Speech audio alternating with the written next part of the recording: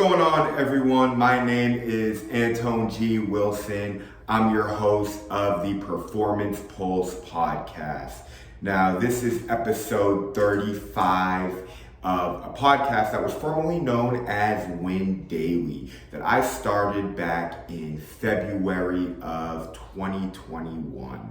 Now, I went on to rebrand this podcast and ended up creating about 40 some episodes and have 35 available on Spotify. Part of that rebrand included making 2 different YouTube channels, and this was all as I was trying to really establish an identity. First of all, I was trying to find my voice, establish the platforms I wanted to be on, and just get acclimated to this content creation space. That was the first thing. The second thing I wanted to do was establish who my audience was going to be. And then as I was building my business, be able to share the various products and services that I was offering, and then using that as a stream of distribution.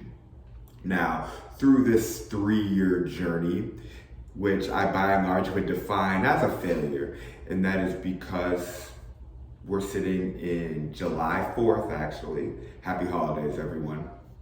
And I have not consistently made podcasts. And while my business is very clear, this is not going to be the platform in which I promote it. Now, that is okay. I haven't shot an episode in about 4.5 months. And why this stands out to me is because I was in Minneapolis about a month and a half ago at a friend's wedding and saw a friend who I see every 2 or 3 years. Now we stay in touch via social media, and he said to me, "Hey man, where's your podcast been? Where the episodes at?" And that really struck a nerve. And that's because 1, I didn't even know that he was tuning in. And then 2, I feel like I'm leaving stuff on the table. I'm wasting time. I'm a talker. Anyone who knows me knows that I have a lot of interests. Pretty insightful and well-read. And I like to just have dialogue. And so a podcast is a great platform to just share your thoughts with the world. And if you can develop a brand and get clear on your subject matter and get fairly consistent, you can build a following, and who knows where it goes. I feel like for a long time, I was very much married to the idea of my podcast being a reflection of my business, as I stated earlier, but more so got away from my personal development and having that bleed into my professional development, and just recognizing what I have to offer with my expertise, whether I'm talking about football strategy or just the business of sport as a whole, or health and human performance, or data and technology, or even just society and current events. No, those are all very different things. However, I feel knowledgeable in all of those different domains in which I can absolutely come up here, and I shoot these generally one take and just really try to just get my thoughts outside of my head, in which I'm just having a dialogue with the world. But there's no reason why I shouldn't be making content about one of those things, or if not all of those things. Now, personally, I believe that podcasts are best when you have a guest in which you guys can have dialogue, in which they have an expertise or a ton of experience within a certain field, and you're able to ask certain questions and allow them to really just share their knowledge, insights, and experiences with the world. I think that's what podcasting is all about. It's allowing people the space to just showcase their knowledge. It's about empowering other people, which is a byproduct of developing relationships in which you can then bring them onto a platform, and now you can share that dialogue that you guys may already have on your own terms with the world. And if you keep doing that, after a while, it'll create a compound effect. And that's really the result in anything that you do. It's like if you keep doing anything, after a while, you're gonna do it well. Now, what I have learned, and I'm over here referencing some of my notes, I do believe that podcasts are best when it's just off the top. You don't want to like sit here and try to get that perfect take. It's like, nah, screw that. You just gotta go in, be your authentic self, and I feel like people tend to feel that way more. But I had to establish after about a year and a half of moving around a little bit. I went from Florida on the Tampa Bay area to Boston for like a month and a half, really through the holidays in late 2023, to Las Vegas, Nevada, where I really turned my idea of what I wanted my business to be into our MVP, which stands for Minimal Viable Product, in which we were able to begin offering health screenings, working with park and rec centers and YMCAs in the Clark County area, and just see what combining a couple different health technologies together and creating a unique in-person experience would be like, and just recognize that that market wasn't really a good place for us to be. And that's when I decided, you know what, I've lived in, at the time, about 6 different states. I've never lived in the Boston area as an adult, although that is my hometown. Growing up in the Metro West area, Natick, Framingham, I wanted to try my hand living in the city, and I was fortunate enough to have some family members that allowed me the opportunity to live out there without taking on the burden of the high cost of living. So not only was I able to now get a shot in a much better market that is big in the medical, in the tech sector, I was also able to find good work and continue my professional development, which was really good because I've been behind the scenes for about a year and a half just working on the tech stuff, but not really in front of people, which is where I feel most alive. It's like, I'm a coach. What the hell am I doing sitting on a computer for 12, 14, sometimes 18 hours a day, which I find to be very unhealthy.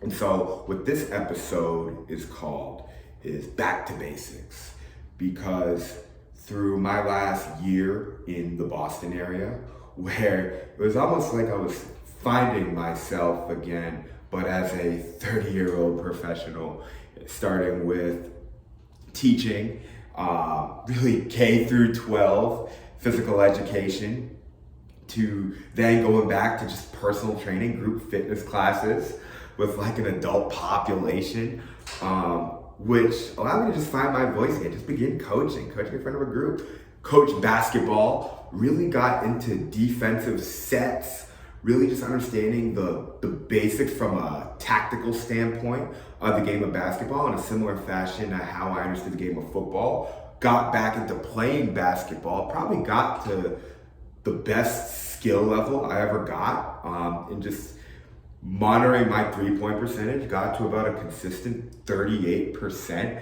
from 3, played a ton of pickup, and then elevated, almost like I was graduating, going through my own personal process, and then working at MIT, where I was teaching physical education.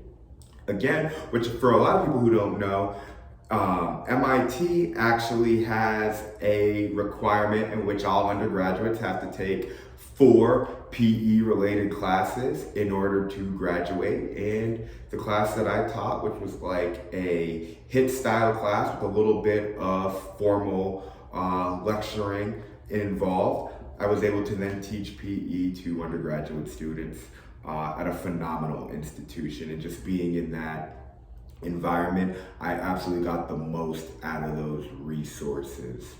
Now, after doing that and then connecting with a couple of different incubators in the city, meeting different entrepreneurs, spending time at Harvard, and then having a handful of different personal training clients through luxury apartment complexes. And some of my clients did really unique things, working in finance, dentistry, construction, real estate entrepreneurs. some young professionals, some a little older, and all this gave me such unique perspective, really going from different parts of the city every single day. So not just living in Boston, but really touching every corner of the city and working with all these different groups of people allowed me to understand my reach. Now through the midst of this, I've been building a company, but I was also able to continue to develop as a professional while simultaneously building relationships. Now, all these things are going really well. However, what I recognized was that the economy is in a little bit of flux, if you will. And what I mean by that is like, I don't see, at least in my space, like the health tech space, a clear opportunity, regardless of the market that you're serving, in which you can build a strong, profitable business right now. I know I don't want to own a gym. That's one thing that stood out to me. I also know that I didn't want to coach sports. I don't want to get into the hardware space, and I don't want to sell software to gyms. I also find that like telemedicine, remote monitoring, these digital services, I find healthcare to be more of a human-centric form of services in which you can't just get someone to shift their behavior, whether it's interacting with their doctor or monitoring their own health on a day-to-day basis, entirely into this digital model. And that's what I found the greatest disconnect was in technology, is that while we're in the midst of the fourth industrial revolution, it's like not gonna be a overnight, everything is now digital, or what's the word I want to look for? Let's say just like AI driven. As much as a lot of companies would like to, and we know that a lot of AI is here, it's just not gonna happen overnight. I would say that about a third, maybe 2/3 of the public, I'm not referencing any data here, no research, but a lot of people don't even know how to scan a QR code to, decide the food you want on the menu at a restaurant. We're just not there, and I don't think a lot of people want to be there. You spend a ton of time on your phone looking at social media, or sometimes you're sitting in front of a computer screen. I know a lot of people just want to unplug, so I'm not going to look at my phone when I don't have to look at my phone. So stop making me look at my phone for everything that I want to do. And so that's what allowed me to say, you know what, I want to get back into the workforce, but I want to find work that means something to me. I can continue to build my company on the side. I'm gonna go raise some money now because I have a vision as to what I want to do, and I'll share that with different guests down the road. This isn't about me talking about my business, although after about 4 years, what I will say, something that I did want to share as I'm talking about getting back to basics, is that, and Steve Jobs once said this, it's like, I'm gonna go try and start a company, and even if I fail, the experience that I'm going to gain as a founder, having to wear so many different hats, I am now such a valuable asset if I were to join, whether it be another startup or another established company, because I have had my hands in the fire. I've been there. I understand what it's like to develop an organization, and understand all the working parts of how it must operate holistically, in which I will be able to take what I've learned, and if I just have to wear one hat, I can do a really good job at that. And so now it's like the expertise in looking for ideal product market fit, from like selling to gyms, physical therapists, to athletic programs, to working with hardware, to looking at the development of databases. It's like I can look at a health tech company and be like, all right, like this is probably your marketer. This is how gym owners respond in regards to different sales tactics. And so it's like I understand all these nuances, and it's really unique because I don't feel that founder's anxiety, in which it's like I'm worried about all these moving parts. I can look at another organization and be like, you guys are all focused on these things, but if you just center your attention right on this, you guys can get things rolling really quickly. So almost as like an independent consultant, or even coming on board with another team, which I've already began working with 2 different health tech companies. all while I've simultaneously established the identity of my company and that we are an in-person service that provides a digital product, which is really unique. But really coming back in now is like getting back to the basics in regards to the fact that I'm now coaching, going to be working in the military sector. I also work with gyms, and I have dedicated to my personal health and fitness. And so I recently had this epiphany, and it was like, I need to have goals, and I need to have different pillars of my life in which it's like they're totally unrelated. Some are more work related, some are more of like hobbies or passions, and I can do them daily or weekly, and I can work towards something, and they keep me grounded, and I'm always in a state of trying to improve, and I can measure my progress. And what those pillars are of course with my work, and my work is I'm a human performance specialist, whether you want to define that as a strength and conditioning coach or a physical educator. And from now until the day I die, I always want to have a job in which I'm working with a team, a unit, or a group, and which is like, that's the work that I'm doing, Monday through Friday. Like, let's keep the main thing the main thing. It's like I have a consistent paycheck, and even if I didn't do other things, I can cover all my basic needs doing this line of work. And that provides a lot of personal satisfaction. It's like looking at Maslow's hierarchy of human needs. It's like, well, you need a job, you need to cover your basic needs, and now you belong to a community, now you can find a partner, now you find a sense of meaning. And so just getting clear on the line of work that I want to do, and like, we're getting back to the basics in regards to like, well, what is your trade? Well, I'm an educator, and I work more in the realm of physical education. Teaching, coaching, trainer, whatever, all those words are synonymous. Really at the end of the day, a coach is a teacher, but just getting clear on that. I feel like for a long time, it's like I couldn't necessarily fit my skill set into a box. Well, it's like, no, we gotta just scrap all the nonsense, get rid of the noise, the clutter. It's like, you are a coach, you are a teacher. So boom, we solved that. The next thing, it's like, well, physical activity, you can't do all these things. Time is very, very precious. You're gonna have to do some form of like body weight exercises or lifting weights, and that's clear, but I wanted to get an activity. I'm not gonna get into golf yet, maybe one day, but I can run every single day. And there's this element of you versus you. I can see how fast I ran my mile, or I can increase the distance in which I run. I can run 5-6 days a week.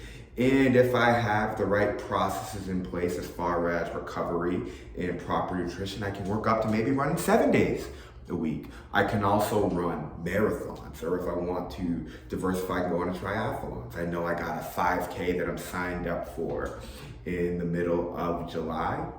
And every time you run a race, that's a milestone. Doesn't matter where you finish, but just participating and pushing yourself and doing it for a cause. I think that is phenomenal. And so I always want to run as frequently as possible, and I want to compete in different races, and I want to just track my times.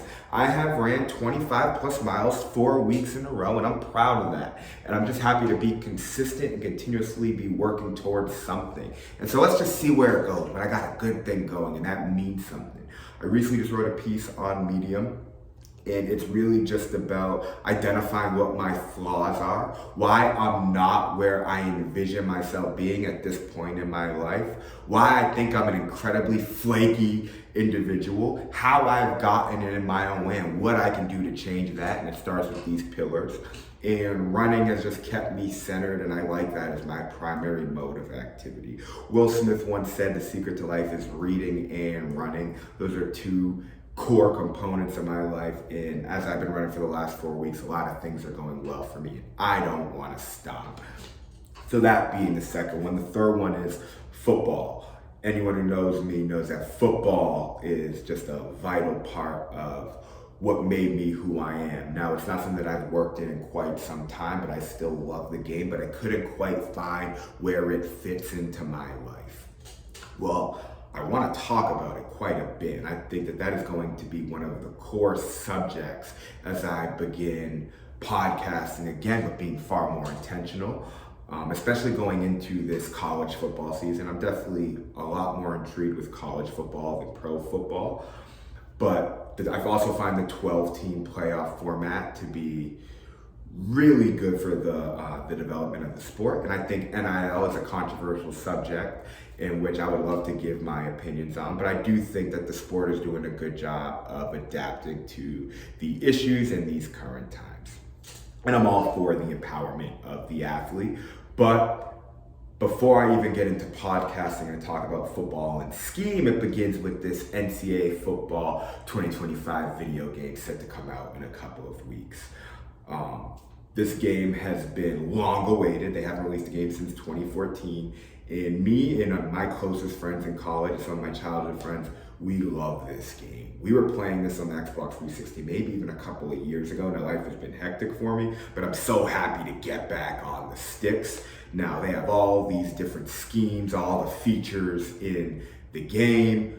I mean, this thing is just going to be crazy. Now, the best part about all of this is that there are so many different online communities and streaming, YouTube channels, just all these platforms to just discuss the game. Whether you're vlogging about your team's dynasty, whether you're talking about a scheme that works for you, whether you're talking about just how you view the game, or discussing this upcoming college football season. These didn't exist 10 years ago when I was a college athlete or when I was playing the video game. So it's like now we have a clean slate in which the world can get back on board with NCAA football together, in which it's like, okay, like there might be a kid that's been gaming the last 5 to 7 years, playing all the new Maddens. Well, like I'm taking all my expertise from the past. I'm now the OG in the room, and I can now get back on board with it because the game just came out and it hasn't been out in 10 years. So it's like, all right, what do I got? I got some unique concepts running what I call my 3-3-3 triangle defense, which in simple terms is like a 3-2-6 type of concept, but also may be defined as like a 3-4. You can just see me lighting up as I'm talking about it. Well, I want to see how this works in the game. I also want to see how my unique 20 personnel offense is going to work, bringing back the fullback and running this sort of hybrid pro style spread offense, but using this fullback sort of like move tight end type with 3 receivers on the field. 20 personnel, very difficult to stop. I know that because I'm a defensive minded coach. Well, I can take these unique strategies into the game. I can also take Matt Campbell's defense at Iowa State, which is the general premise of how I came up with my defensive philosophy, and I can start practicing with that playbook in the game. Very interested to also utilize that Colorado team, play with Shedeur Sanders. It's just going to be really fun. I'm really excited to have football have its role in my life again, and then continue to expand on it and allow me to connect with the youth, because I think video games is more of a young man's game. And making the premise of my YouTube channel, Anton G. Wilson, really about NCAA football 2025. Then the last component of these pillars, my 4 pillars for personal development, being writing and podcasting, which is why I thought it was important. It's just like, you know what, July 4th, here at my mom's new house in South Florida, I got some time to kill as I'm about to start a new job. I gotta shoot a podcast, and I gotta start doing this consistently. I gotta get some guests on, whether we're talking ball, whether I'm talking to my tech friends, my political friends, childhood friends, college coaches that I know. Like, we just gotta start talking, and we gotta shoot these things frequently. Well, I got some time on my hands today. I have no plans. I ran my 6 miles this morning, and I'm shooting my 35th episode. And we're not gonna, play around performance polls or what the name is. It's just, we're going Joe Rogan style. I think he's at like episode 2,500. It's like, I just want to see how many of these things can I create. Once I get to around 150 or so, I'd like to think I can monetize by then, because I will have figured out a process. But it's like, you're thinking way too much about the optics. You just gotta make it. One thing I've been pretty consistent about, and that is writing, whether it's journaling personally or on the Medium platform. I've gotten to 400 followers organically with minimal promotion. And so just being more intentional and figuring out, like on my website, I'm going to talk about sports, player value, data, the people that I'm serving with my business. On Medium, I'm going to talk about social, what's the word I'm looking for? We're talking about current events, societal issues, politics. Now, on LinkedIn, talk about my expertise in health and human performance. And I'm currently working on a book that I've now clearly developed an outline. I have all the raw material in the drafts. Like, let's put it together and let's just release this shit at the end of the year. Now, it's not the book that I wanted to release because I'm not where I'm at, but as I wrote about today in this piece that I recently released, it's more so about how I got to this point of liberation, to understand the path that I'm on, to where I can now say I'm doing this correctly, so that I have a book, which just being a published author, that means something. And we need to establish what matters to us. It's like, this is a legitimate milestone. These are accolades that no one can take away from you. And after I create one book and I achieve a lot more, the second book's gonna be a lot better. But just writing a book, that matters. And so making sure that I'm able to dedicate 10 to 20 hours a week of writing. This is what keeps me grounded in the podcast, what allows me an outlet or a channel to just talk. So from my work in the public sector as a strength and conditioning coach and as a teacher, from my time podcasting and writing to my running and competing in 5Ks and working up to 50 miles a week, maybe triathlons down the road, to gaming and my relationship with the game of football. It's like, those are clearly defined, and there's no external factor with the economy or whatever's going on in the world that's gonna stop me from doing those things. And that's incredibly empowering. And then lastly, it's like my work with Hyperspeed, and my work in the private sector, which is an ongoing project. It's an ongoing state of development. I'm now aligned with 2 other tech companies. There's probably going to be a merger at some point, or definitely a joint venture, providing this service in the Raleigh metropolitan area, working at a gym in the Fayetteville area with my system, and then with my different partnerships continuing to develop the strength of the system, in which ultimately we're gonna raise money, turn this database into a system that is compatible with over 100 different health technologies, then collaborating with hospitals to open up a facility, which is my plan throughout the next 18 months, to have a physical facility in Palm Beach County, Florida, when I finish my work in the public sector, to where I'm on to what I would say Act 3 of my life, which I have it all mapped out, but now I'm able to connect these dots and allow it to all make sense. Those are my pillars for success. And I believe that I've gotten a lot of this clarity, for one, because I've been very private. I don't have a personal Instagram or Facebook. And so it's like, I'm able to keep my relationships in perspective in regards to who matters to me. And so, like, whether it's phone calls, FaceTimes, going out to dinner, just making sure that people who I love and care about in all different parts of the country I'm talking to frequently, and I'm building upon those relationships. That really matters to me. I don't need to show the world. Or like those people who are like on the outer layers, or like people that you may have grew up with, went to college with. It's like, let's reduce the clutter, get rid of all the fluff and all the bullshit. I want to have this line of like the people who matter to me, and then my business and my work relationships, my partners in the private sector. I want to separate that, and then the people who come on board that just like the work that I do. I want to draw that line in the sand. That provides a lot of clarity. So it's like, I know when I'm working in different domains, who I'm working with, what I'm trying to achieve, and why I'm doing what I'm doing. Really matters.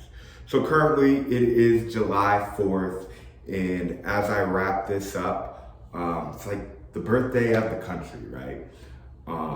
And these are fairly turbulent times. this summer thus far. Knock on wood, it hasn't been too chaotic.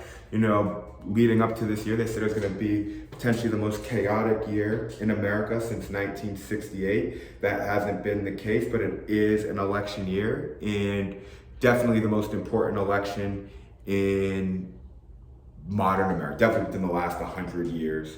And so through the midst of all the chaos in which, there's a lot of fear mongering and people are very, very negative, I believe that after the smoke settles, there are parts of this country that are still run very well. I know the community that I'm in here in Port St. Lucie, Florida right now, it's a newly developed area.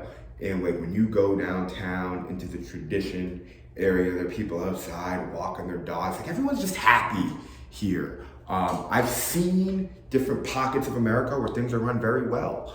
When you go to Chestnut Hill, Brookline, downtown Boston, North End, people are minding their business. You go to Huntsville, Alabama, things are great.